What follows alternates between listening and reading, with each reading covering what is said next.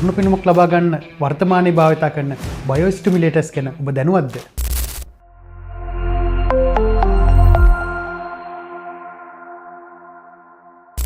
ගොඩක් දෙනෙක් දන්නවා අපි අතීතයේ ඉඳන් අපේ මූණේ හෙල්ලා වැටීමක් තියෙනවා නැත්නම් ෆැට් එක අඩුවක් තියෙනවා ඒක සඳහා භාවිත කරන්නේ ෆිලර්ස් කියන එක. අතීතයේ සිලිකන් ෆිලර්ස් භාවිත කරාට වර්තමානයේ භාවිත කරන්නේ හයුරිඩික් ඇසිඩ් කියන ඉතා සේෆ් ෆිලර්ස් වර්ග. නමුත් මේ හැමදේම අපි පිටින් අපේ හැමට ඇතුල් කරන දේවල්නේ. මෙමගින් අපිට ඉතා ශනික විශිෂ්ට ප්‍රතිඵලයක් ලබා ගන්න හැක් වුණාට සමහර අය ඉන්න මේ භාවිත කරන්න බයයි.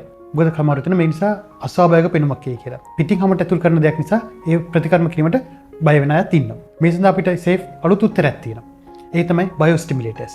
මේවා පිරුම්කාරක නෙවෙයි. මේ හැමට ඉන්ජෙක්ට් කරා මේක ෆිලර්ස් විදිහට වැඩ කරන්නේ නැහැ. මේක කරන්නේ ස්වාභාවිකවම අපේ හැමේ සින්තසිස් ක්‍රියාවලිය උත්තේජනය කරන එක. මෙමගින් අපේ කොලජන් සින්තසිස් එක නැත්නම් ෆැට් සෙල්ස් බෙදෙන වේගය වැඩි කරනවා. ඒ නිසා ඒක පිරුම්කාරකයක් විදිහට වැඩ කරන්නේ ඉන්ඩිරෙක්ට්ලි. මෙගින් ස්වාභාවිකවම අපේ මේ තියෙන කොලජන් මට්ටම ස්වාභාවික විදිහට වැඩි කරනවා. ඒ වගේම අපේ සමයේ තියෙන ස්වාභාවික ෆැට් ලේයර් එක වැඩි කරනවා. මේ නිසා පිරුම්කාරක විදිහට වැඩ කරන්නේ අපේ ඇඟේ තියෙන දේවල්ම තමයි.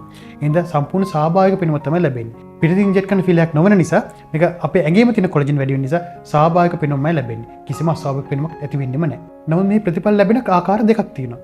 අපි ෆිලර්ස් නම් භාවිත කරන්නේ අපිට ක්ෂණික ප්‍රතිඵලයක් ලැබෙනවා. ඒ මොහොතේම ප්‍රතිඵල බලා ගන්න පුළුවන්.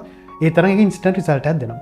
නමුත් ඔබ භාවිත කරන බයෝස්ටිමුලේටර්ස් නම් ක්ෂණික ප්‍රතිඵලයක් ලබා දෙන්නේ නැහැ. මේ ටිකෙන් ටික හැමේ ස්වාභාවික කොලජන් මට්ටම වැඩි කරන නිසා ඉතා දිගු කාලයක් පවතින රිසල්ට් එකක් ලබා දෙනවා. නමුත් ඒ ලබා ගැනීමට ටික කාලයක් ගත වෙනවා. එතනයි වැදගත් වෙන්නේ. නමුත් ඔබ ෆිලර්ස් භාවිත කරනගේ કૃතිම දෙයක් නැතුව ඉතා ස්වාභාවික නැචරල් පෙනුමක් ලබා ගැනීම හැකියාව බයෝස්ටිමුලේටර්ස් වලට තියෙනවා. ඒ නිසා ඔබ රූපලාවන්‍ය විද්‍යාවේ සැලකිලිමත් නම් අලුත් ප්‍රතිකර්ම ගැන විශේෂයෙන් සැලකිලිමත් නම් විශේෂයෙන්ම බාහිර දෙයක් එකට ගන්න ටිකක් දෙපාරක් හිතන කෙනෙක් නම් බයෝස්ටිමුලේටර්ස් තමයි හොඳම උත්තරය. ඒ නිසා ඔබ ඊළඟ සැරේ තරුණ වෙන්න වෛද්‍යවරයා හම් වෙන්න ගියාම මේ බයෝස්ටිමුලේටර්ස් ගැන අනිවාර්යයෙන්ම අහන්න. ඒ වගේම ඔබ තරුණ කෙනෙක් නම් තරුණකම රැක ගන්න මේන්ටේන් කරන්න මේ බයෝස්ටිමුලේටර්ස් ගැන හොඳ අවධානයෙන් ඉන්න.